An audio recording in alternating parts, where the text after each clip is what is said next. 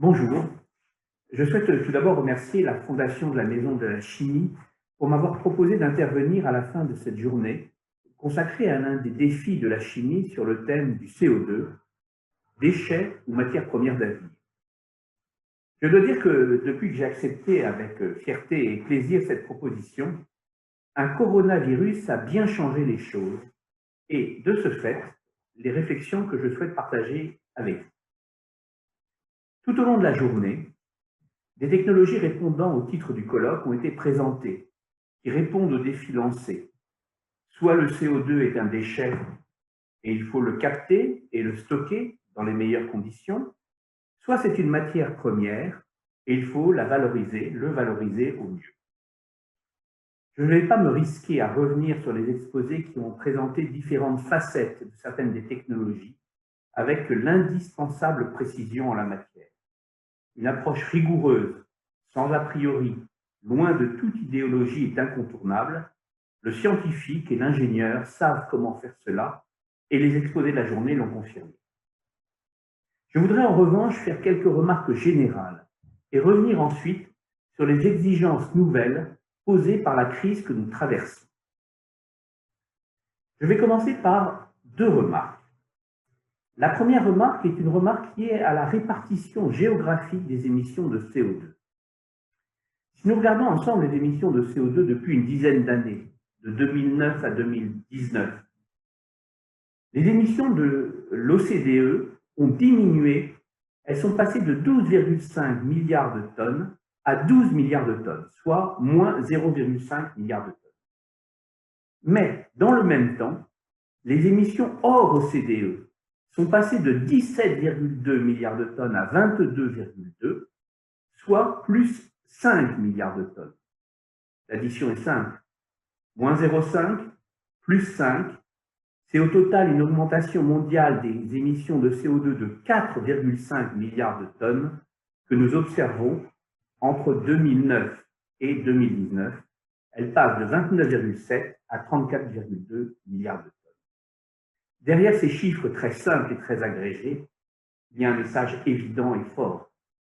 Ce n'est pas dans les pays industrialisés que nous gagnerons la bataille contre le climat. Ce ne sont pas les pays OCDE qui sont finalement les plus concernés par ces augmentations d'émissions, ce sont les pays en développement, là où le changement climatique aura peut-être les effets les plus graves, mais là où malheureusement d'autres enjeux sont plus importants, comme l'accession par exemple à des besoins, à la satisfaction de besoins essentiels, comme la faim par exemple, ou l'accès à l'éducation. Ma deuxième remarque est sur une remarque non plus géographique, mais plus temporelle. Le temps de l'énergie est un temps long. Et cela veut dire que nos systèmes énergétiques, nos systèmes industriels sont très inertes finalement. On peut l'illustrer très facilement par l'évolution de la part des énergies fossiles dans le bouquet énergétique mondial. Cette part est quasiment constante. Elle était aux alentours de 86-87% il y a 20 ans. Elle est aujourd'hui de 84%. Malgré tous nos efforts, malgré la prise en compte de la réalité du changement climatique.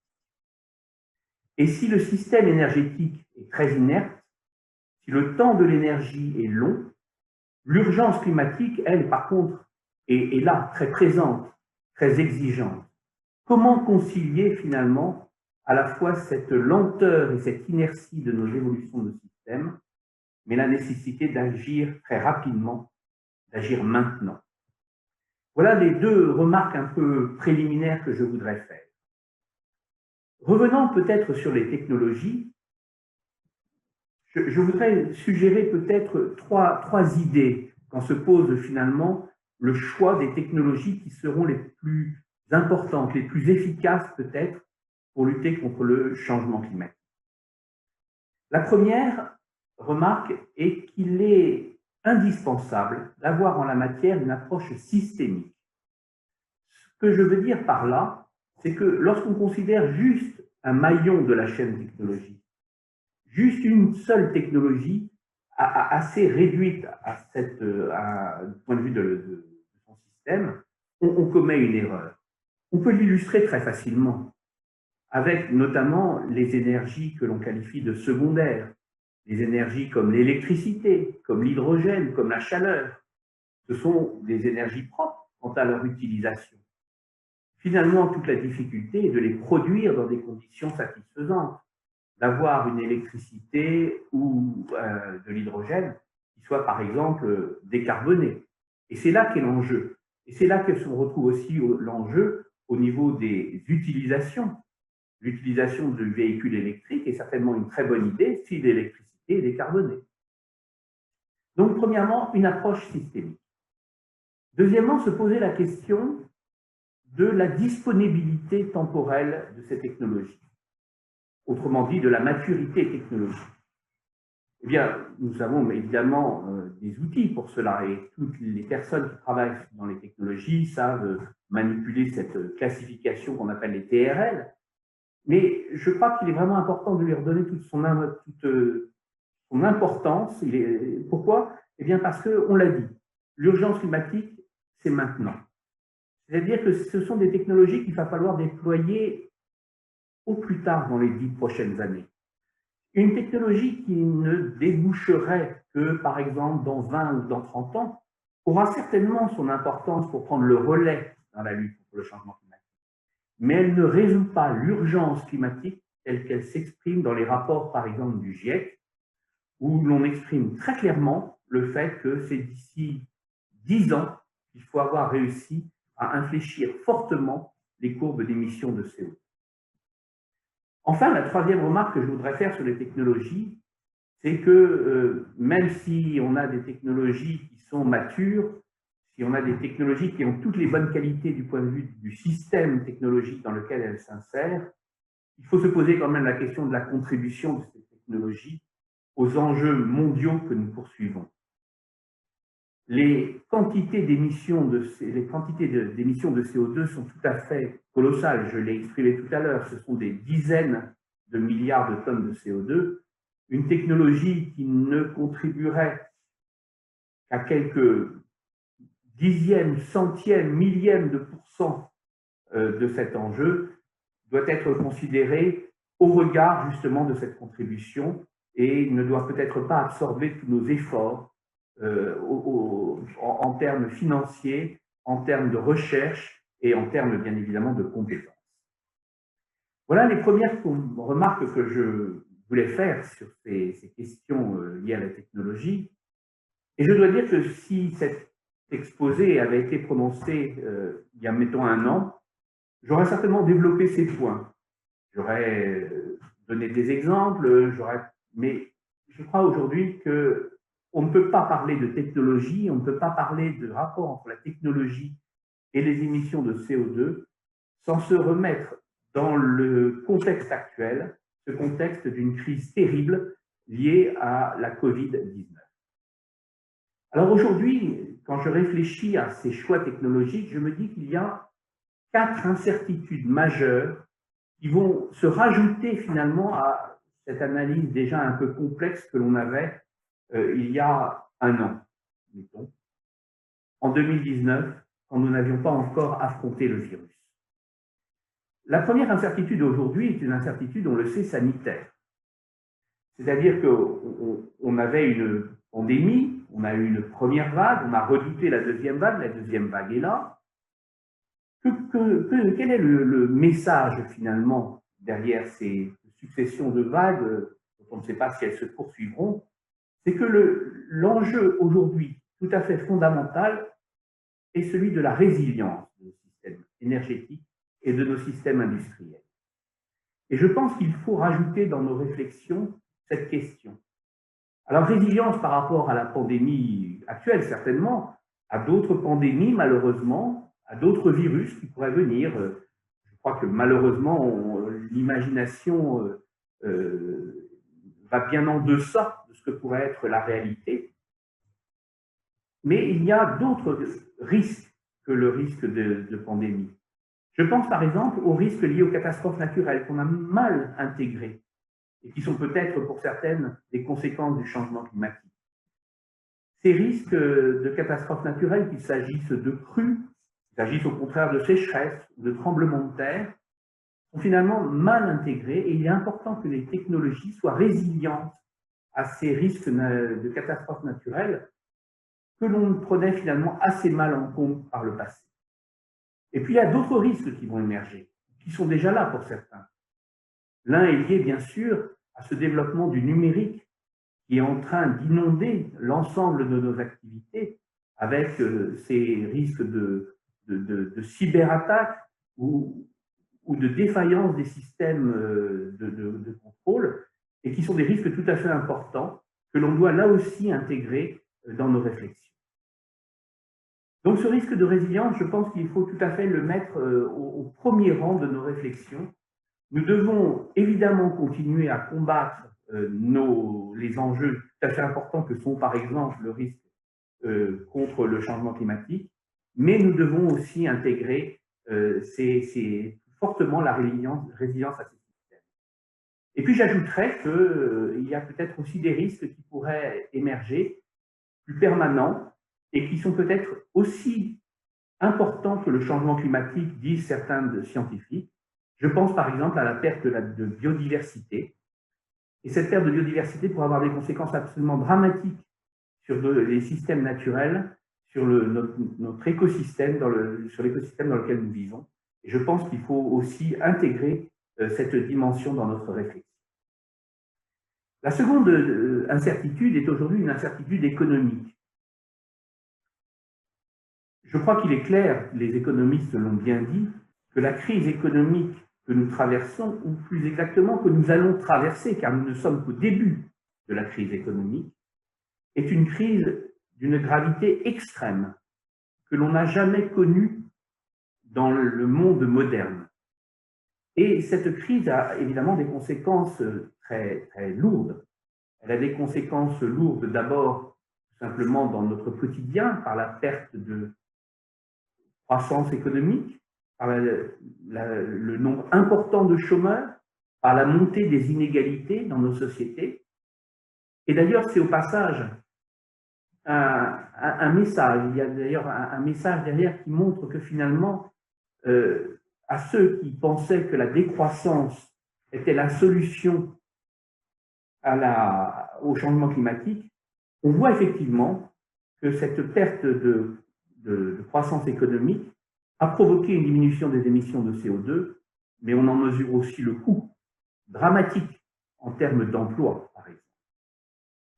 La question aujourd'hui qui se pose lorsqu'on s'intéresse à de nouvelles technologies est de se dire finalement, c'est dans un contexte nouveau que je vais être amené à développer ces nouvelles technologies, dans un contexte où les capacités d'investissement des différents acteurs sont moindres, où l'argent se fait rare. Effectivement, après cette année 2020, les États, les collectivités locales n'auront plus d'argent. Les entreprises seront endettées. Les ménages aussi, pour certains d'entre eux. Là encore, un effet de l'inégalité. Mais si certains ménages sont plus riches, beaucoup sont beaucoup plus pauvres. Et on voit bien que finalement, il va y avoir un nouveau critère encore plus exigeant d'efficacité économique pour développer de nouvelles technologies. Et ce critère d'exigence d'efficacité économique doit être placé peut-être encore plus haut qu'il n'était placé avant. De tout temps, on a été sensible, bien sûr, à cette efficacité économique. C'était un critère, c'est devenu une exigence. La troisième remarque que je voudrais faire, la troisième incertitude, est une incertitude politique. Je crois que nous avons vécu, lors de cette crise, un comportement de nos gouvernements qui est très différent, qui est très nouveau. D'abord avec une dimension qui est importante pour les technologies, qui est le rapport à l'expertise. Sans revenir dans les détails, il est clair que les rapports entre les gouvernements et l'expertise médicale montrent à quel point il y a un exercice difficile qui est de faire travailler ensemble le décideur politique et l'expert. C'est vrai dans notre crise sanitaire, mais c'est vrai aussi au quotidien. Chacun de nous a pu l'expérimenter lorsqu'on doit discuter de technologie, lorsqu'on doit débattre ou présenter des technologies. Mais derrière cette dimension d'expertise, il y a aussi le rôle des hommes politiques, le rôle du décideur politique sur la façon dont on va faire redémarrer l'économie. Parce qu'il y a effectivement cette exigence de concilier la relance de l'économie, indispensable car elle est terriblement coûteuse en termes sociaux notamment, mais aussi en termes économiques et environnementaux, avec ce qui existait déjà avant et que n'a pas fait disparaître le virus, comme par exemple l'indispensable transition environnementale et numérique qu'avaient engagé notamment les pays européens. Comment réconcilier cette relance qui s'appuie sur d'anciens secteurs, peut-être plus traditionnels, et puis ce besoin de faire du nouveau? Comment est-ce qu'on va concilier le monde d'avant et le monde d'après? Et là, il va y avoir la recherche d'un équilibre toujours difficile entre ces forces très différentes et l'obligation de les atteindre à un niveau et à un coût qui soit acceptable à la fois du point de vue économique et du point de vue social. Alors cela passe bien sûr par des questions sur la réindustrialisation, dans lequel on voit bien que toutes les technologies qui ont été évoquées aujourd'hui pourraient jouer leur part, d'autant plus que l'on souhaite aussi réindustrialiser localement dans nos pays, dans l'Europe. Mais ceci n'est pas aussi simple que cela et il va y avoir du coup un rôle nouveau donné à l'État, peut-être, qui sera ce rôle de stratège et peut-être finalement une remise à l'honneur des politiques industrielles. La quatrième incertitude à laquelle nous allons nous confronter, c'est une incertitude sociale ou sociétale. Je ne sais pas exactement les deux sont assez justes. En fait, la crise a modifié sensiblement le comportement des citoyens partout dans le monde et notamment en Europe. Tous les citoyens ont changé leur comportement. Beaucoup ont découvert le télétravail. Nous sommes en train de télétravailler en ce moment. On a découvert des modes de vie différents, des circuits de distribution différents, des modes de transport différents. On a aussi une certaine prise de conscience qui s'est formée autour de l'idée que le développement d'avant n'était pas soutenable et qu'il faut changer finalement. Et puis, je pense, on a aussi le retour des citoyens vers des valeurs qui étaient peut-être un peu moins présentes. Je pense aux valeurs de solidarité, aux valeurs de cohésion sociale, mais aussi, et c'est important pour nous, aux valeurs liées au développement local. Et c'est vrai que je crois qu'il y a une véritable appétence aujourd'hui des citoyens pour s'impliquer davantage dans leur vie locale, au niveau du travail, au niveau du commerce, au niveau de la production aussi. Et il faut intégrer certainement cela lorsqu'on va vouloir développer de nouvelles technologies, lancer de nouveaux projets industriels. On était déjà par le passé, avant la crise, dans une situation où il était très difficile de développer des infrastructures ou de promouvoir de nouvelles unités de production. Je pense que cela peut être encore plus difficile dans le futur et il faudra débattre, il faudra expliquer et c'est évidemment quelque chose qui va avoir beaucoup d'importance sur le choix des technologies, car il est clair qu'à tort ou à raison, certaines technologies seront considérées comme acceptables, d'autres moins acceptables.